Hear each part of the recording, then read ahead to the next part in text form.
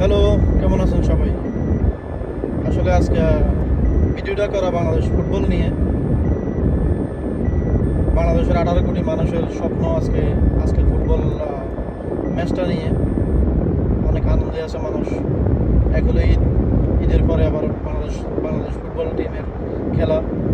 এটা নিয়ে আজকে কয়েকদিন ধরেই বাংলাদেশ মানুষ অনেকটা আনন্দ মোহর একটা সময় কাটাইছে। আল্লাহর কাছে দোয়া করি যাতে এই আনন্দটা যাতে পরিপূর্ণ হয়। সিঙ্গাপুরের সাথে যাতে বাংলাদেশ টিম যাতে এই ম্যাচটা জিতে, এই দোয়া থাকবে বাংলাদেশ টিমের প্রতি। হার জিত খেলারই অংশ। হারলেও আমরা বাংলাদেশ, জিতলেও বাংলাদেশ। তবে ওদের কাছে আশা করি যাতে ভালো একটা ফাইট দেয়, ভালো একটা খেলা খেলে, এটা ওদের প্রতি আশা।